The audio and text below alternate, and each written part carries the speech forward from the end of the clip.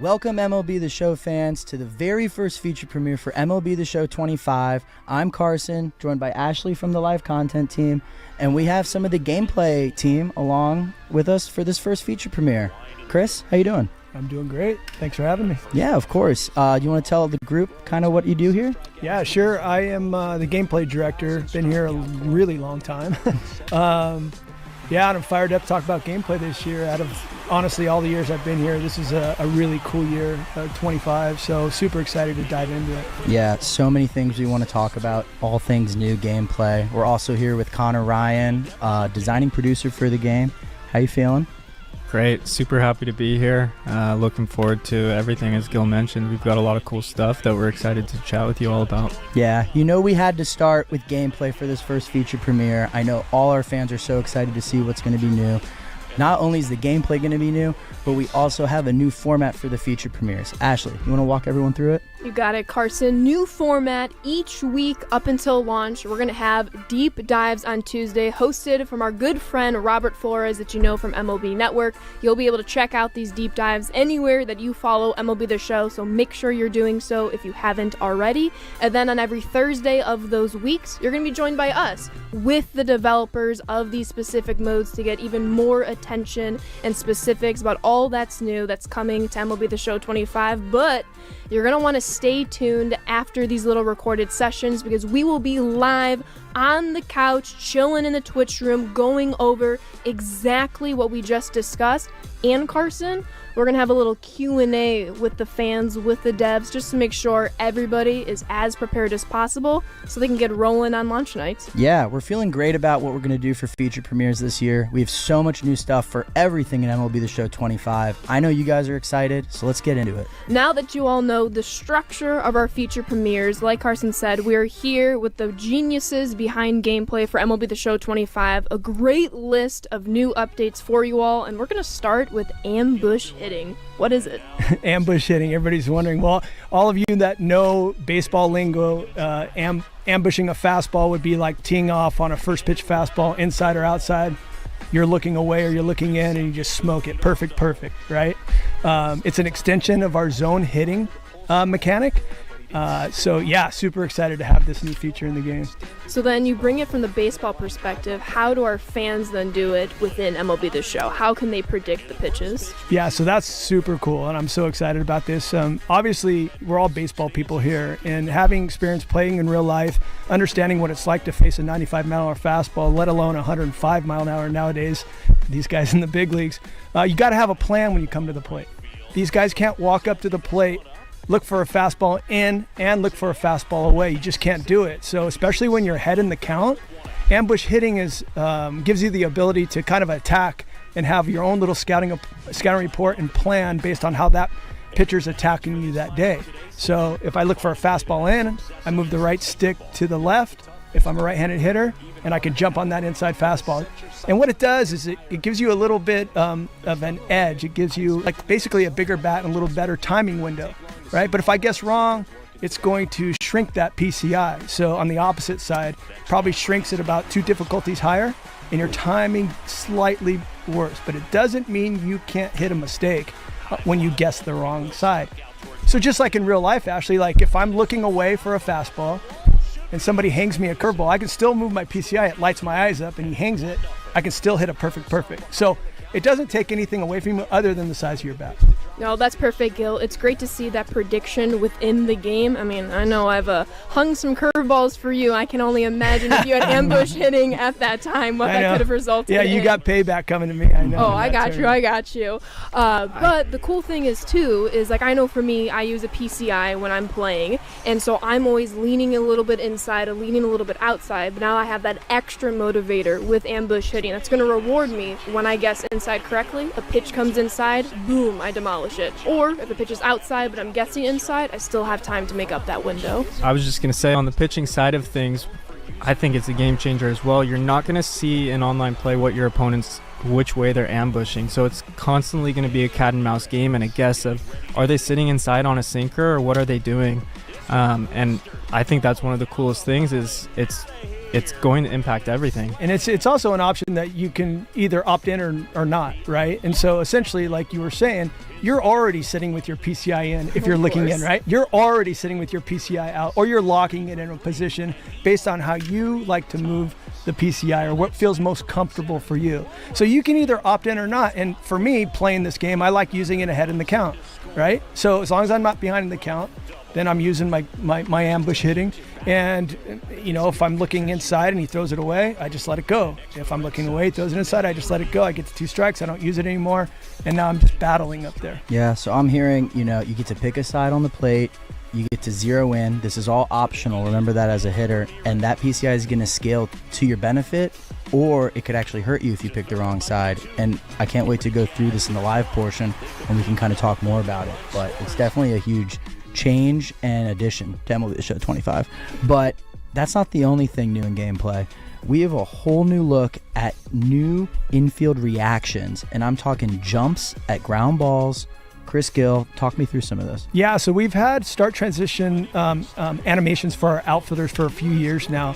One of the things that was that addition that we put in, it really opened up the offense. Yeah. So guys that were running down fly balls because of their perfect jumps all the time got a little frustrating. So we added in a scaling system based on how good you were, perfect jumps, bad jumps, and you could see the animations and directly relate that to whether the ball landed or didn't. This year, we added them for infielders. It's a little different, though. From a baseball perspective, you're not going to see these crazy jumps on ground balls. You don't see it. But in the footwork and how quickly they can react, directly is correlated with their attributes. So the better the fielder is, the quicker they're going to start. And we are going to show you with an animation. It's very subtle. It's within hundreds of seconds, but it makes a big difference. It's the difference between a ground ball getting through the infield or a 99 diamond guy getting the best jump and going to field the ball. Yeah, and we have them in 3 different buckets, right? In terms of okay jumps, good jumps, and then the perfect jumps. So it really does depend. If you have those attributes that are higher, you're going to have a better chance at a perfect jump that's going to get you to the ball to throw the runner out. So like you're seeing on the screen right here, we're showing the exact same hit in the exact same location, but we are showing you 3 different start transitions, 3 different animations. One, you can see that he gets to the ball cleanly on his feet. The other one, you're seeing he's diving for the ball. And then the yellow one, I should have said the blue one, obviously he's getting there, standing up. The green one, he has to dive. And the yellow start transition, he can't even get to the ball. So that's the difference between the 3. Sounds like putting your squad together just got even more strategy involved, Connor. What kind of attributes should I be looking at when I'm putting my squad together? Well, for infielders, all fielding attributes matter, whether it's arm accuracy, whatever it is, reaction. But this year specifically, reaction is huge for infielders and outfielders, but we'll focus on infielders right now. When it comes to infield reaction, what you're going to notice is that on screen you'll see a display on this specific hit that we were showing in the previous clip. You're going to see that a 99 is going to get the best perfect reaction 100% of the time, whereas a 50 or a 75 is going to get okay or good jumps a lot more frequently. And because of that, a lot more balls are going to get through, and you're going to really want to focus on reaction. Yeah, so essentially it's scaled, right? So the better I am, the more perfect jumps I'm going to get. I got a 99 card, I'm getting perfect all the time. I got a 25 guy out there, shortstop, I'm seeing yellow every single time. So it's scaled from 0 to 99. Once our infielders have now reacted to the ball, there's going to be a new throw meter involved that allows them to continue the play and then eventually throw the runner out. What does this mean for real-life baseball, Gil? Start us there. Well, everything we do in our game is real-life baseball. Let me just start with that. This is a baseball simulation. Ever since I've been here, I preach it. I tell these guys all the time. Everybody knows it. So I try to look at real life and try to see how we can emulate that in a video game, but we also have to make the game really fun. So there's a little trade-off here and there that you got to do. The new throwing meter, aside from aesthetics and it looking better, which I'm happy about, we made some adjustments. Essentially, the most important adjustment was the blue perfect throw. So everybody knows how hard it is to get an assist from the outfield and throw a runner out at the plate or at third base, right? Or even a guy at second when a ball's hit down the line, one of your corner outfielders. So we had to make that adjustment the last couple years to make sure that it was a little bit more difficult to hit that perfect line. I don't think we did a great job of doing that, so we made some adjustments. And one of the problems, I think, everybody's starting to get a little bit more used to the throw meter. You hear that? Gil is telling that you all are all very good at this game. We need to keep challenging you. Well, and we got a lot of feedback too. So I think at the end of the day, it's important for offense to get what they deserve and not allow the defense to cheat in a way that doesn't make sense, that correlates to real life. And so what I mean by that is that we don't want more assists from the outfield than you do in real life. However, if you're great with the sticks, you can still do it. So we moved the perfect line, the blue, from, like you can see in these videos here, from the middle to the end, which is higher reward, higher risk. If I miss it, I could potentially, if I'm short, I can still be in the green. But if I miss it late, I'm going to be in the red and I'm going to throw wild or offline. So this just adds a little bit more incentive to potentially play it safe and not risk it too much. And you're also going to have a moving meter like we've always had. And just to make sure people understand, that meter will move based on how difficult that play is. And the difficulty of the play is not only in the infield, like running in the hole and trying to do a jump throw or up the middle or charging a ground ball. Those are also difficult plays, and you'll see that meter move. But in the outfield, it's long distance throws, right? So obviously, if you don't get behind the ball, if you're not in a good crow hop position, using the tag up meter, et cetera, et cetera. Yeah, so I'm hearing, more risk reward when it comes to the throw meter. We're going to move that perfect back to the end of the green, essentially. So if you do overshoot it, you're going to be throwing a bad throw, but you're just going to get even more reward when you actually execute it. Connor, that's not the only thing changing with the throw meter. There's also going to be some ties to the attributes of the players themselves. Absolutely. We have always scaled the green region based on a player's arm accuracy. But new to this year, the blue region is now going to scale as well.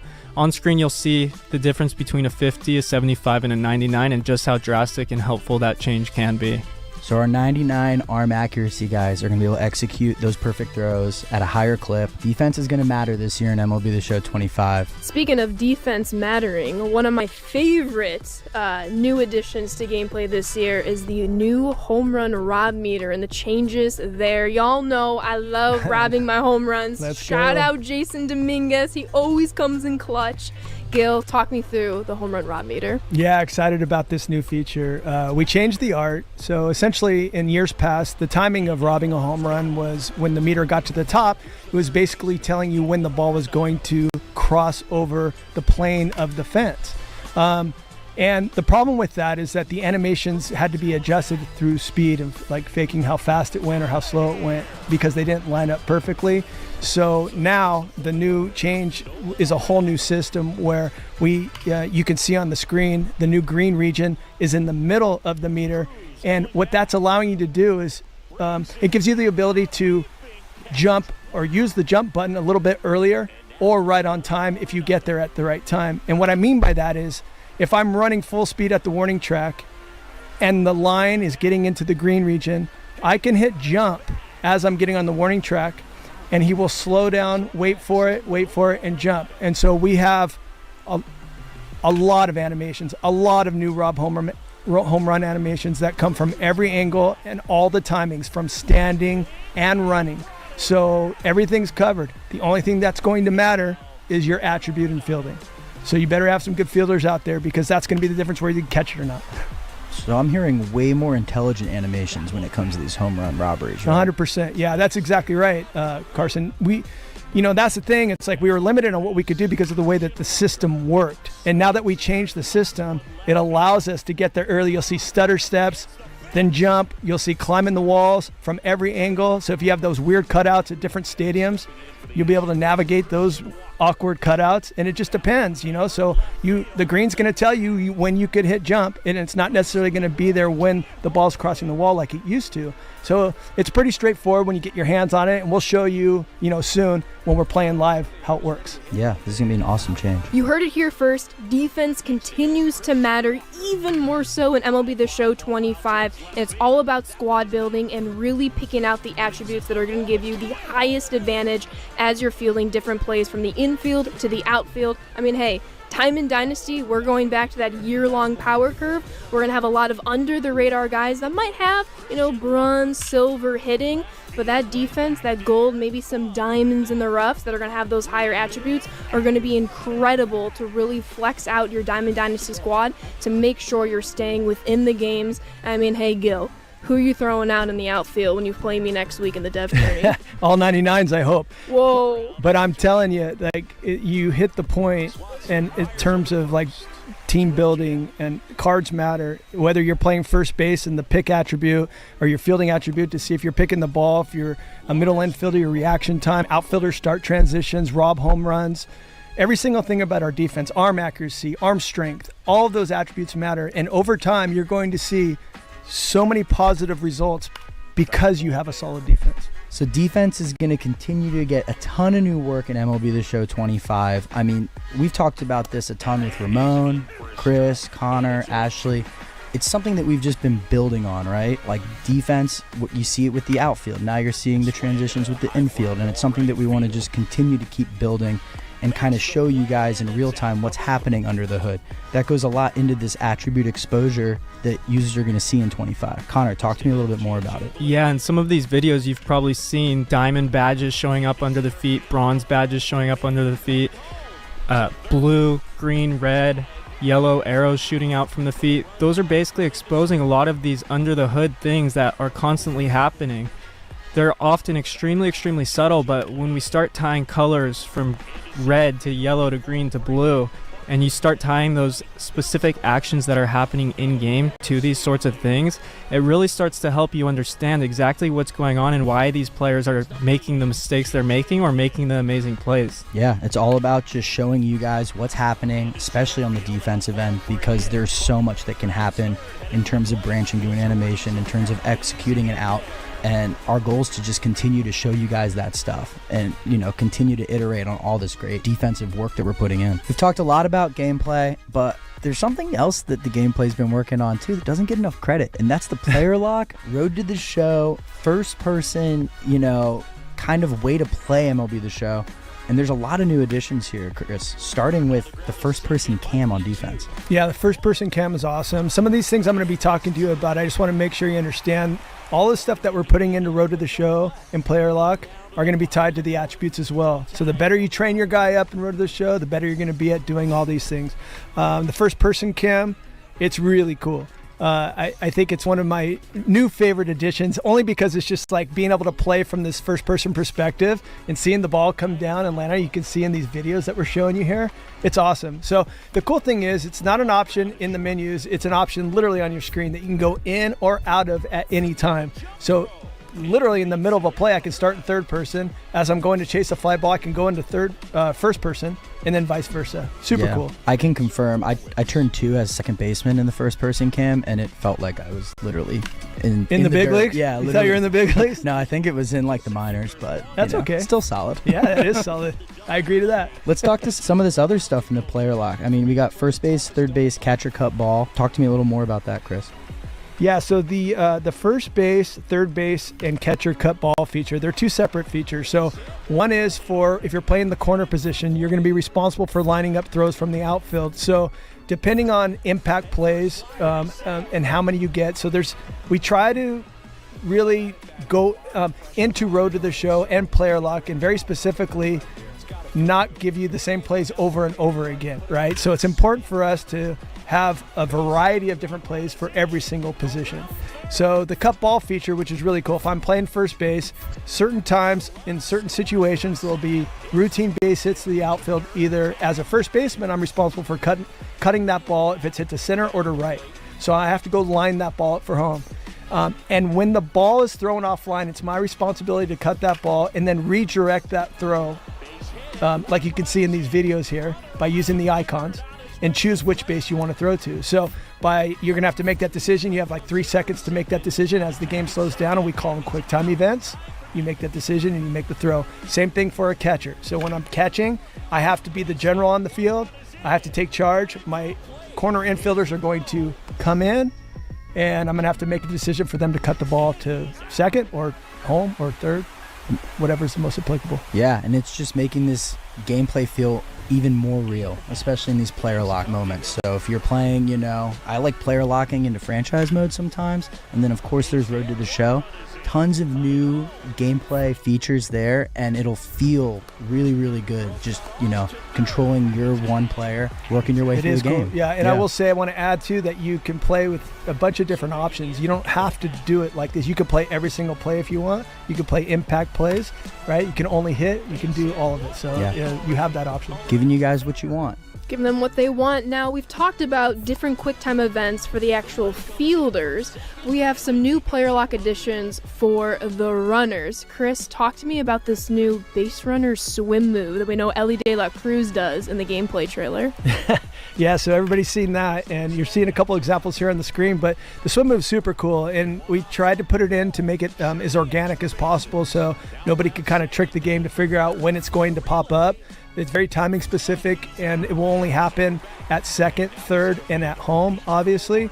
And the play has to be within certain thresholds. So if I'm trying to stretch a single into a double, or if I'm trying to go first to third or second to home, this thing is organically going to pop up, give you an opportunity to kind of trick the catcher, trick the third baseman, trick the second baseman, make them think that you're coming in with your left hand or right hand, and then flip them and swim over it.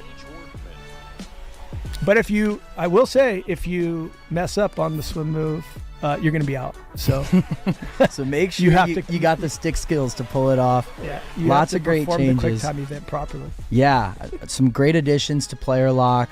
We're excited for everyone to get their hands on it. The last update we have for all of you before you are joined with us on the couch playing this live is all of our quality of life fixes. Connor, we have some good ones this year. Oh wow, there are a lot of them. A while back we sent out a survey. We got some really, really good feedback about pause timers, and especially in online play. So Ashley, what is the first thing people do when they load into a BR game? Well, Connor, a person who has their plan together will warm up their pitchers. There you go. Yeah, a lot of good players will know immediately to warm up their pitchers off the rip.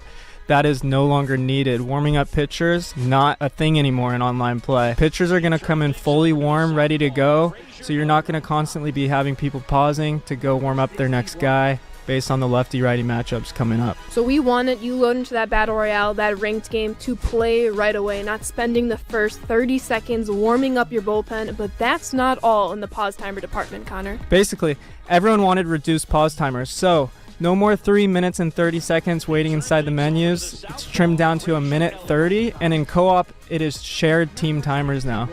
Speed of play, it just got a whole lot faster, but there's a few more quality of life changes that we will get to in the live stream. Connor, any little sneak peeks for the people?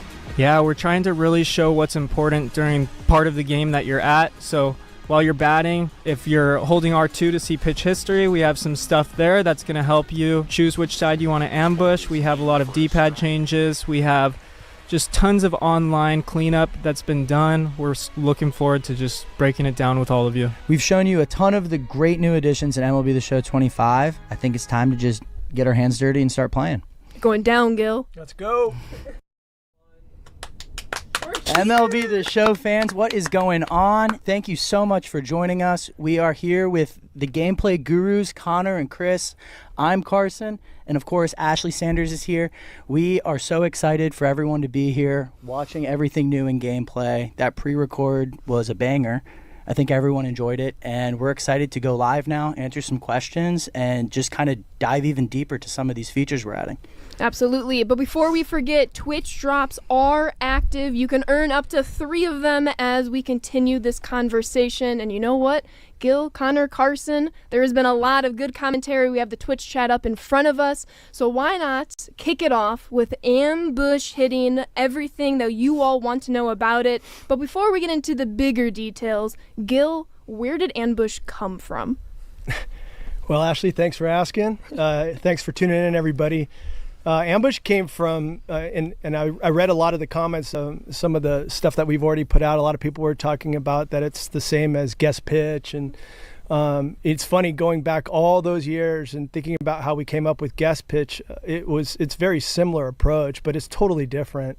This has been an idea that came a while back, but it took some time to actually get into the game. It's a little bit more difficult, I think, than people might realize to, create the balance once you get something like this in the game. But the idea really stems from having an approach at the plate. So, all big leaguers, and I should say all high-level baseball players actually in high school and college and in the big leagues are generally taught to have an approach when they come to the plate, have a plan, right? Early in the count, when they're in the head of the count, they're going to hunt. They're going to hunt for fastballs usually. I mean, that's usually the approach, unless a guy's just somebody that has a scouting report that's been, knows a guy starts them with first pitch sliders or first pitch curveballs, then they might be hunting those, right? And generally they're going to look for that pitch either in or away. And so ambush kind of came about for our game, and very similarly to how it's used in real life. If a guy's throwing 100 plus miles an hour, even 92, actually 93, if they can locate, which generally most big league pitchers can, that plan is going to be for them to split that plate in half. I'm going to look in or I'm going to look away. And generally that's going to come from years of experience of facing those guys, having really solid scouting reports, similar to what you guys are going to have now this year in MLB The Show. And we'll get to that a little bit later on in this stream. But you got to cheat a little bit, right? So if I'm going to catch up to a 95-mile-an-hour fastball in, if I'm looking for that, if I'm hunting that fastball in, my hips are going to open up a little bit. I'm going to cheat. And we never really had that in our game. The idea of opening up early on an inside pitch, I got to get that bat head out in front, right? So it's very similar to real life in the physical aspect of cheating and opening that hip and getting your hands out. In the game, we're going to give you a little bit of a boost. That's why the PCI gets bigger, like you already saw, right? The PCI is going to get bigger on the half that you choose, and on the half you don't choose, it gets smaller. And so how that translates to real life is opening up those hips a little early if I'm going to pull a ball, or getting the weight more on the balls of my feet if I'm going to drive the ball the other way, if I'm looking for it on the outer half of the plate. So the idea really stems from real life. It's that same approach that they have in real life. And in our game, it gives you that little advantage of the same advantage you get in real life, that cheating advantage of opening those hips, right? So we're going to give you a little bit of a boost on your timing, and we're going to make your bat bigger. Essentially, that PCI is going to get a little bigger, and then when you guess wrong. And so here's a really good point, too. So things that you see when you're watching a big league game on TV. If you guys, a lot of you know this because you're all baseball people, but if you're watching a big league game, you can almost tell what a hitter is looking for based on his reaction. So let's just say a guy's up there, 0-0 count, and he's looking for a fastball in, and you're going to see him open his hips a little bit and start to cheat. If that fastball's thrown on the outer half of the plate for a strike, that pitch to him is going to look like it's probably 3 to 6 inches off the plate because he's looking in. And the same on the opposite side. If I'm looking for a fastball away and that guy busts me in on a fastball in the black, that pitch is going to look like it's 3 to 6 inches in.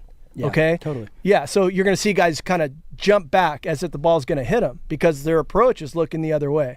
So essentially it's the same thing in our game. So I know that people have kind of the way that we have our presets for our PCI, and you can sit in certain locations.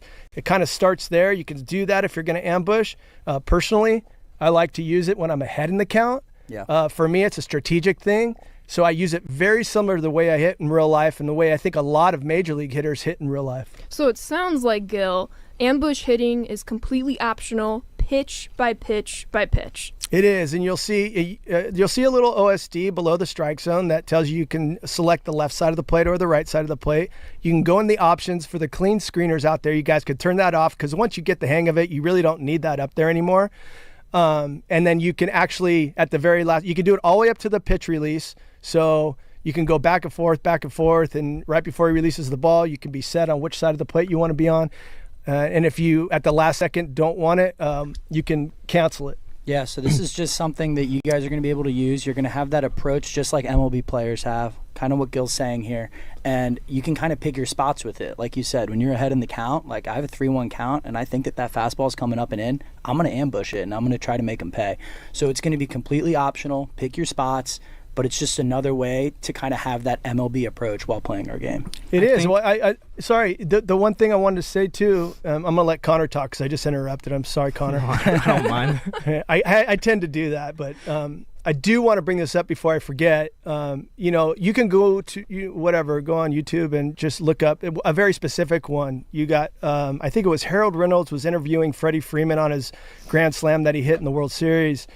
And he talks about hunting the pitch that he hit out. He was talking about I think he was looking at the scouting report from Ohtani, and he was looking at how the lefty was throwing Ohtani so that he could have a plan when he stepped up to the plate, and he was getting cutters and sliders away. So he said, I didn't want to chase. I wanted to look for something in, and he hoped that he would throw him something middle in. Well, sure enough, he got that pitch, right? So that's exactly what ambush hitting is, and that's exactly what Freddie Freeman did at that time at the plate, and they all do it. Right? Yeah, I talk to big leaguers that come in here, and I love this. Throughout development, for the last 8 or 9 months, we've had different big leaguers come in here. Colin's had guys come in here. He comes and introduces them to us, and all the position players that come in, every single one of them, I talk to them about this new mechanic in the game. And half of those guys love playing our game, so they know how it translates from real life into our game, and so they're super excited about the feature. Yeah, and it's just going to be that layer, an extra layer of hitting and pitching, right? That song and dance you have with the guy throwing the ball. Totally. Connor, why don't you talk about the pitching side of it too? Totally. Because this isn't just for hitters. Yeah, I think before we dive into the pitching side, Colin, if you don't mind, can you pull up the visual we have? We just want to quickly touch on exactly how ambush is impacting gameplay. What you're going to see on screen is basically when let's just say you're playing on all-star difficulty, that center dot you see on screen. If you ambush correctly, it basically gets roughly a difficulty easier to hit in terms of your timing windows and the size of your PCI and how it scales.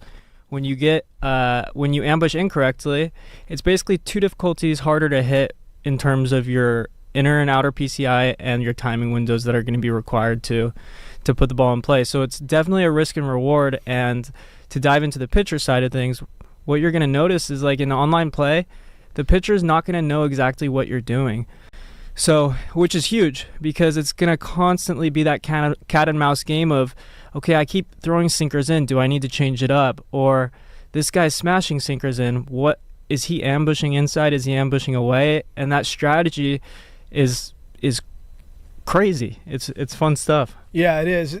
That's the part I like about it too. It's you are shrinking your PCI size. But if I'm looking, just like in real life, if I'm looking for a fastball away and a guy hangs me a curveball in, and I see that thing and it lights my eyes up, I can get my PCI and still get a perfect, right? Right. So it doesn't really necessarily change your whole approach. So if something lights your eyes up, you can swing on the other half of the plate. Yeah, you can still make them pay. It might just be a little harder to time it up if you are picking the wrong side of the plate, right? Just slightly on the timing side of things. It's really more of just the bat getting a little bit smaller. So, yeah, there is a penalty on the opposite side for sure. Yeah, I'm seeing tons of W's in the chat. We're so excited to get you guys this feature in 25. I think it's really going to change the way you play as a hitter and as a pitcher, like Connor mentioned. So, and really, to just address a question real quick that I have been seeing in chat, this is not the same as guest pitch, right, Gil Connor? The pitcher has no idea which side of the plate I'm ambushing. Yeah, we should correct that for sure. Make sure people totally understand it. Is nothing. It's similar in terms of like you're looking for a location, but one of the things, and I'll go back to what I said about choosing one half of the plate, you're not going to know whether the guy's throwing in that zone. The guess pitch feature actually will highlight. If you guess correctly, it'll highlight. You could do both. You could guess the location, you can guess the pitch type, and you get different feedback, but it's always going to tell you before it gets to the plate. And that's the arcadey style of it, right? So this is actually a real sim. This is you just essentially getting a little boost for things that you were kind of already doing before, maybe looking in or looking away, but you're getting that cheat.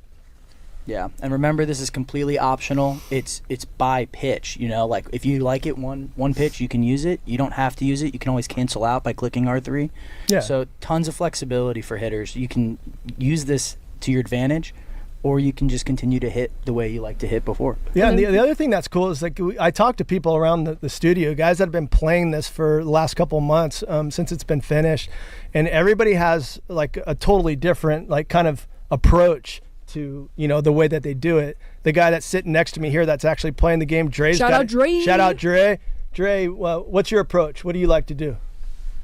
I like to sit on the handedness of the pitcher. So for instance, if I have a right-handed batter and it's a right-handed pitcher, I'm probably going to ambush to the inside of the zone. But if it's a right-handed batter and it's a lefty, then I'm going to set that ambush to the outer side of the zone, just because that's where I like to set my PCI at when the ball's coming in. So it's just easier for me to keep it on that side. So if he wants to pick that side and I'm already on that side, should be good money. Yeah, there you go. And I think he also told me the same thing kind of I do, is I don't really use it with 2 strikes or when I'm behind in the count. I always use it when I'm ahead in the count. Every once in a while I will. Every once in a while. I'm telling you, Ashley. Gotta throw them off their rhythm. I mean, you can tell me, Gil. I'm not taking notes over here. Yeah, we can't give out our full plans. I think another thing to note is you can still use PCI Anchor with this addition as well, Yes. which is very cool. And in terms of PCI Anchor, we've added a few just quality of life things. Dre, if you don't mind pausing real quick and going into settings and settings, gameplay, and then scroll down a bit. What you're going to see under PCI Anchor is now you can preset how you want your PCI Anchor to sit for if you're middle center, like where you want it to set versus the handedness matchup. So right here you're going to see Dre scrolling through, and basically it's making it so that you're not always having to click the left stick and lock it in every single pitch, which is just a nice quality of life addition. So yeah, and that's some of the stuff too you're going to talk about later too. We're doing a lot of work, especially in competitive play and 2-player modes, where we're putting the pertinent information up on the screen, so you don't got to go hunt for it in the options menu, which speeds gameplay up quite a bit. And again, we're going to get more into that when we talk about quality of life stuff. I will say real quick, seeing a lot more W's in the chat, Connor, when you pulled up, or Dre as well, the pause menu, seeing all the overlay changes. People are excited. yeah, we have a ton of settings. There's so many different players we like to cater our game for, and everyone likes to play the game in a different way. So our menus, one of our biggest internal struggles when having to navigate them is they were clunky, and they just feel cleaner now. And we're continuing to iterate upon them, and we're excited with where they're at. Much quicker to navigate, but we'll keep improving. Yeah, and a lot of that comes from the feedback we get from all you guys listening out there. You guys, whether you think we do or we don't, we listen to what you guys say, the good and the bad. We read it all. So just understand that we're building this game for you guys, not for us. Yeah, and we're just going to keep hearing that feedback. The menus are such a W. Just going through them this cycle, it's been night and day compared to some of the years before. So it's amazing. Great stuff. All right, everybody in Twitch chat, keep your questions rolling, whether it's ambush hitting, more questions as we go through more topics. We will have another quick Q&A section at the very end. But for now, we will move on from ambush hitting and talk the new fielding throwing meter. Let's do it. Did you want to throw up that the vision on the screen, and then behind the scenes here, we're going to change what some of our dev kit what stuff. Dre is doing. So we'll switch over the gameplay to ground balls.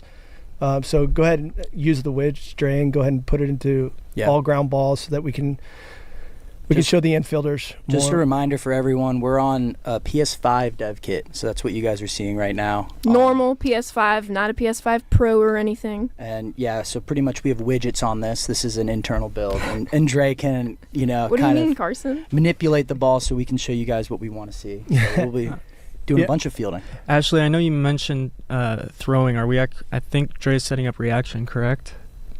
Were you setting up reaction just now, Dre? No, he's just going to put in ground balls, and then we'll be able to talk about everything. It's fine. That's cool. Absolutely. So, Connor, do you want to remind the audience of how that throw meter has changed from last year into this year with the blue region moving? Yeah, Colin, if you don't mind, can we bring up that visual again, please? Throw meter. Fielding.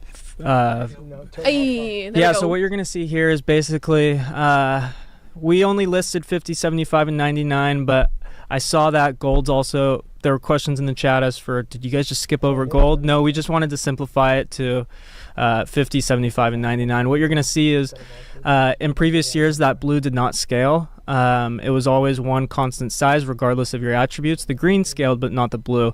Now we are scaling the blue perfect region pretty significantly, and another change is that the blue is now at the end. The challenge of those throws in real life is very difficult to throw online, and we just realized that with the implementation of perfect throws years back,